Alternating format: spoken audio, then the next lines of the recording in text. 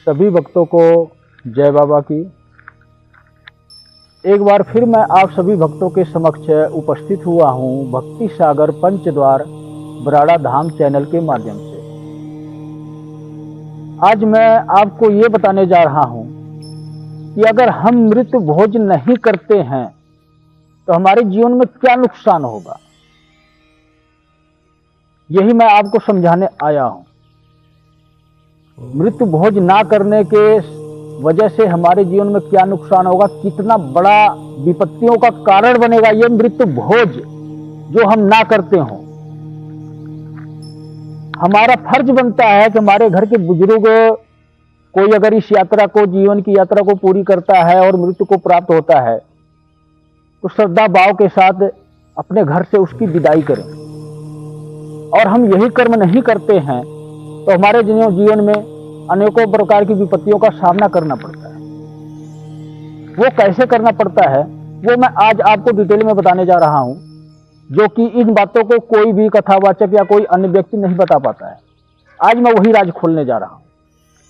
सबसे पहले नंबर पर आप खुद जानते हो कि हमारे जो भी बुजुर्ग परिवार में से मृत्यु को प्राप्त होते हैं वो एक ना एक दिन पितर का दर्जा किसी न किसी संबंध के रूप में अवश्य लेता है। अब पितर कहते किसको हैं? सिर्फ एक ही पीढ़ी हमारे परिवारजनों में पितर के स्वरूप में आती है। जो भी हमारे घर के बुजुर्ग सदस्य मृत्यु को प्राप्त होते हैं वो सिर्फ एक पीढ़ी ही पितर के स्वरूप में रहते हैं। इसके बाद चाहे वो पेट बाधा में रहें या मुक्ति हो जाए, उनकी नवे जन्म को चले जाएं, लेकिन पितर योनि में सिर्फ एक पीढ़ी आती है। और अगर हम मृत्यु भोज नहीं करते हैं तो हमारे पितर जो भी हैं वो प्रेत योनि में चले जाते हैं। और प्रेत योनि में जाने के बाद क्या क्या समस्याएं उत्पन्न करते हैं ये आपको पता ही। आप फिर इसके बाद भटकते फिरते हो तांत्रिकों के पास, सियानों के पास, दरबार लगाने वालों के पास। आपके पास किसी भी प्रकार का कोई समाधान नहीं निकल पाता है। यही वजह है जो अगर हम मृत्यु भोज नहीं करते हैं। मेरा समझाने का मतलब ये है कि जो ये अभियान लोग चलाए हैं कि मृत्यु भोज नहीं होना चाहिए, फालतू के खर्चे हैं,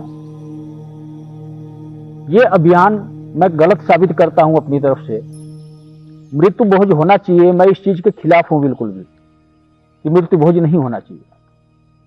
आपको मृत्यु भोज अवश्य करना चाहिए। आप जितना संपन्न हो उस प्रकार से मृत्यु भोज आप करें और ब्राह्मणों को दान दक्षिणा दें, भोजन करवाएं, आदर सम्मान के साथ उनको विदा करें। यही प्रक्रिया है। और आप बाकी प्रक्रिया आपको तो हर किसी को पता है कि अस्थियों को गंगा जी में प्रवाहित किया जाता है, चाहे वो छोटी नदी हो चाहे अन्य कोई बड़ी नदी हो। इससे कोई आपका तात्पर्य नहीं है, सिर्फ नदी होनी चाहिए। किसी भी चलते हुए पानी में, नदी में, जिसको हम नदी कहते हैं, ये नहीं कि आप नाले में प्रवाहित कर दें। ऐसा कभी पाप आपको ना करना। गंगा जी में प्रवाहित करना है आपको अस्थियां और ब्राह्मण को भोजन करवाना है। यही दो प्रक्रिया है जिससे हमारे बुजुर्ग के आत्मा को शांति मिलती है और एक समय ऐसा आता है कि वो मुक्त हो जाते हैं। मुक्त होने का मतलब मुक्ति पाना और नवे जन्म को जाना, इसको कहते हैं मुक्त होना। और दुष्प्रभाव अनेकों प्रकार के हैं। मैं क्या क्या आपको बताऊं। जब पितर हमारे घर के नाराज होते हैं तो हमारे घर के देवी देवता भी रुष्ट होते हैं। देवी देवता जब रुष्ट होते हैं इसके बाद अनेकों प्रकार की घर में बीमारियां आती हैं, गृह कलेश होता है, भूत प्रेत बाधा उत्पन्न होते हैं। कहीं हम बाहर जाते हैं तो भी भूत प्रेत बाधा हमारे साथ लग जाती है और हमारे साथ हमारे घर में प्रवेश कर जाती है।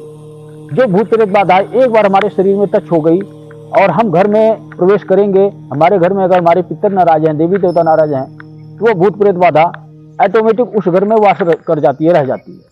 और अगर हमारे घर के देवी देवता और पितर ये प्रसन्न हैं, खुश हैं, तो मैं कहता हूं कि अगर आपके साथ कोई प्रेत बाधा लग भी चुकी है तो वो आपके साथ कभी भी आपके घर में प्रवेश नहीं कर पाए। जैसे कहते हैं कि लक्ष्मण रेखा खींची हुई है ना, इसी प्रकार दैविक शक्तियों की कृपा होती है हमारे परिवार पर, हमारे घर पर। जब हम उस घर में एंट्री करते हैं जहां पर हमारे घर में देवी देवताओं का स्थान दिया होता है, हमारे मन की भावना से, हमारे मन की सोच से वो शक्तियां कार्य करती हैं और उनको बिजली की तरह झटके लगते हैं प्रेत बाधाओं को। हमारे घर में प्रवेश नहीं कर पाती और हमारा शरीर छोड़कर वो भाग जाती है तुरंत। सबसे बड़े यही फायदा होता है। हमारे पितर खुश हैं, हमारे देवी देवता खुश हैं, प्रसन्न है। तो इसीलिए मैं बार बार कहता हूं कि आप अपने जीवन में गुरु धारण करो, गुरु बनाओ, लेकिन गुरु ऐसा होना चाहिए जो सर्वगुण संपन्न हो। 70% गुरु के अंदर कमी होती है, लेकिन उसकी कमियों को ना देखो आप। बाबा श्री त्रिलोक भारती जी को गुरु बना लो, कोई व्यक्ति आपको नहीं मिलता है। और अपने पितर को, देवी देवता को सबसे पहले नंबर पर अपने घर में विराजमान करवाओ। जो अशुद्धियां हैं उसको हटवाओ आप। बाबा श्री त्रिलोक भारती जी ये कार्य करते हैं। आपका घर जहां शुद्ध हो गया, आपके घर में नेगेटिव चीजें जहां निकल गई, देवी देवताओं का वास हो गया, आपका जीवन सफल हो जाएगा, सुखी हो जाएगा, सारी समस्याएं ऑटोमेटिक छट जाएंगी। और आज मैं क्या देख रहा हूं कि राजस्थान सरकार भी ये कानून पास कर दी है कि मृत्यु भोज पर रोक लगना चाहिए। ये बहुत गलत प्रक्रिया है। मैं उनसे यही निवेदन करूंगा कि इस पर रोक किसी भी प्रकार की ना लगाई जाए। और हमने एक न्यूज पेपर में भी पढ़ा कि राजपूत लोग भी यही बात रख रहे हैं। कुछ इनका संगठन हुआ है, वो संगठन भी यही बात रख रहा है कि मृत्यु भोज नहीं होना चाहिए। मैं पूछता हूं क्यों नहीं होना चाहिए? आप अपनी ब्याह शादियों में, पार्टियों में इतना खर्चे करते हो, आप दारू शराब सब कुछ चलाते हो, चिकन वगैरह भी चलाते हो, इसके लिए आपके पास पैसे हैं। 11 ब्राह्मणों को खिलाने के लिए पैसे आपके पास नहीं है। आप अपने माँ बाप की अस्थियों को गंगा जी में, हरिद्वार या अन्य बड़ी नदियों में ले आकर प्रवाहित कर सकते हो, फिर वो भी नहीं करना चाहिए। अपने घर पे ही आप अपने जो भी आपके बुजुर्ग हैं उनके शरीर को आप दाह संस्कार कर दो। वही ये मान सम्मान होता है हमारे बुजुर्गों का। एक लास्ट आखिरी यात्रा पर उनका हम मान सम्मान के साथ उनका दाह संस्कार करें, मृत्यु भोज करें, ब्राह्मणों को भोजन करवाएं, गऊ को रोटी खिलाएं। जब हम गऊ को या पक्षियों को अपने बुजुर्गों के नाम की रोटी निकाल कर रखते हैं तो उनके आत्मा को बहुत शांति मिलती है और उनकी आत्मा इस पारिवारिक बंधनों से मुक्त होती है और अपनी यात्रा को चली जाती है। अगर आप इस प्रकार मृत्यु भोज करना बंद कर दिए ना, तो हर परिवार में यह समस्या उत्पन्न हो जाएगी। हर परिवार में पितर रूठे होंगे जो कि प्रेत योनि में जा चुके होंगे और उनका समाधान नहीं हो पाएगा। कोई तांत्रिक भगत सयाना भी आपके घर पे आएगा तो आपको पितर को बंधन में करके ले जाएगा, आपके अपने साथ ले जाएगा। उनकी कभी मुक्ति नहीं हो पाएगी। उसके वचनों में बंध कर वो बुरे काम करते जाएंगे और अपने कर्मों की सजा पाने के लिए खुद वो भागीदार हो जाएंगे, आपके पितर ही। इसीलिए मैं बार बार यही बात कहता हूं, आपको रोक लगाना है तो ब्याह शादियों में, पार्टियों में दारू शराब, मदिरा, चिकन, मांस का ये सब सेवन का रोक लगाना चाहिए। एक अभियान चलाना चाहिए, सबसे अनिवार्य है ये। ब्याह शादी पार्टी भी एक समारोह होता है जो कि भगवान को साक्षी मानकर वो विवाह होता है। एक दूसरे के साथ बंधनों में बंधते हैं पति पत्नी। इस समारोह में भगवान का नाम लिया जाता है और उस खुशी में दावत हमें मिलती है, अनेकों प्रकार के मिष्ठान, अलग प्रकार के भोजन। ना कि ये नहीं कि दारू शराब या अन्य प्रकार का किसी मांस या वैसी किसी भी वस्तुओं का उपयोग किया जाए। सबसे बड़ा महापाप है। जहां पे भगवान का नाम लिया जाए, जहां पे भगवान के मंत्रों का जाप हो, वहां पर दारू शराब मदिरा चलती है। इस प्रकार तो आप बहुत ही बड़े पाप के भागीदार बन रहे हो और कहते हो संगठन बना रहे हो। सरकार से भी पास करवा दिए कि मृत्यु भोज पर रोक लगना चाहिए। मैं ही पूछता हूं क्यों रोक लगना चाहिए? अधर्म है ये, पाप है ये। इसमें आप लोगों का कोई कसूर नहीं है। कलयुग ही इसे ही कहते हैं। हमने वीडियो भी बहुत देखी है कलयुग के ऊपर कि कलयुग में प्राणियों की बुद्धि भ्रष्ट होती चली जाएगी। यह कलयुग का प्रभाव होगा, यही कलयुग का प्रभाव है। इसी प्रकार हर व्यक्ति अपना दिमागी संतुलन खो बैठेगा और उसको यह समझ नहीं होगा कि मैं क्या सही कर रहा हूं, क्या गलत कर रहा हूं।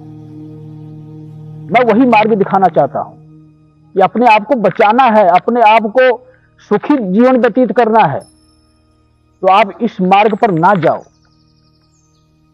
ऐसा ना हो कि एक समय ऐसा आए कि आप मृत भोज करना बंद कर दें और आपके घर के पितर पहले रुष्ट हों, इसके बाद देवी देवता रुष्ट हों, और उसके बाद आपके घर में गृह क्लेश शुरू हो, भूत प्रेतों का, राक्षसों का वास होना शुरू हो, और आप भी एक कलयुग के प्राणी बन जाओ। जब कलयुग का असर पूरा प्रभावशाली रूप में जब किसी भी परिवार में दस्तक देता है ना, तो उस घर में कभी भी शांति नहीं मिलती। अनेकों प्रकार की बीमारियां आती रहती हैं, लड़ाई झगड़ा कलेश बढ़ते हैं, दारू शराब मदिरा का सेवन शुरू हो जाता है, और वो घर ऐसी परिस्थिति में पहुंच जाता है कि अचानक ही मौतें होती हैं, अचानक ही कोई बीमार होता है। जब भी होता है अचानक ही होता है, और समाधान निकालना बहुत मुश्किल हो जाता है।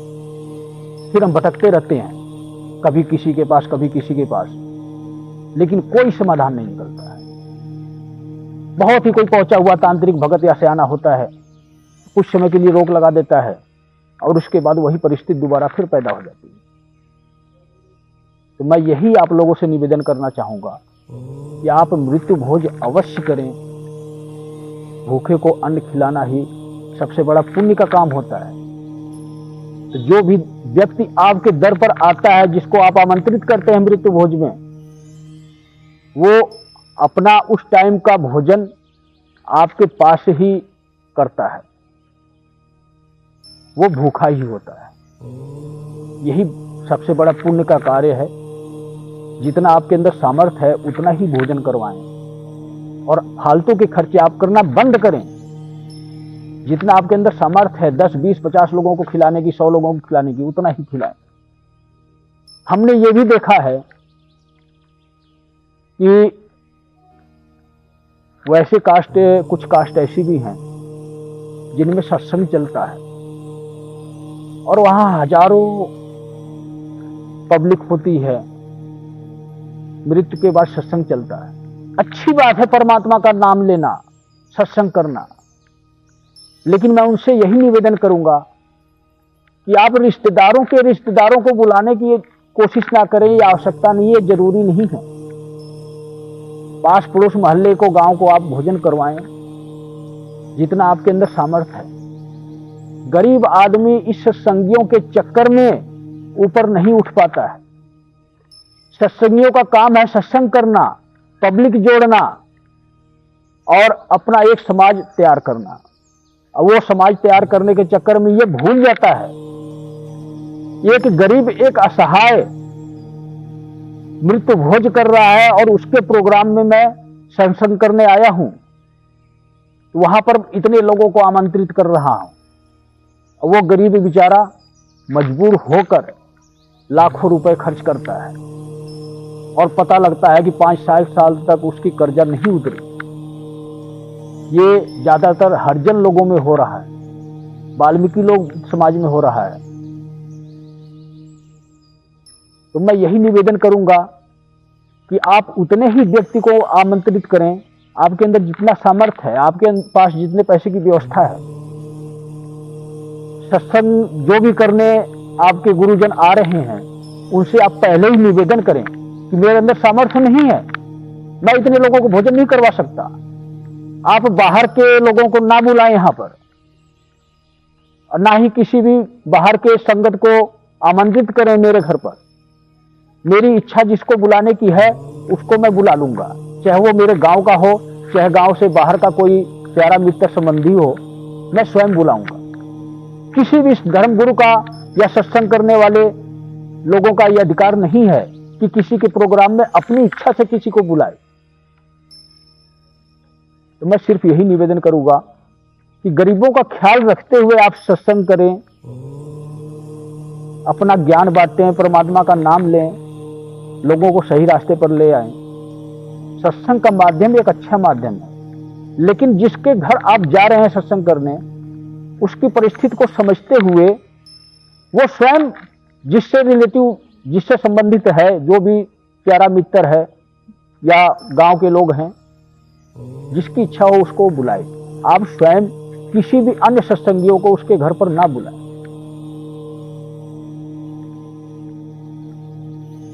पितर हमारे घर के बहुत ही बड़ी शक्ति होती है।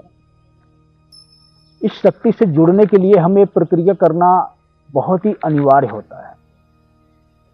मृत भोज करना, ब्राह्मण को भोजन करवाना, दान पुण्य करना बहुत ही अनिवार्य होता है। इस मार्ग पर चले बिना हम अपने परिवार का कल्याण नहीं कर सकते।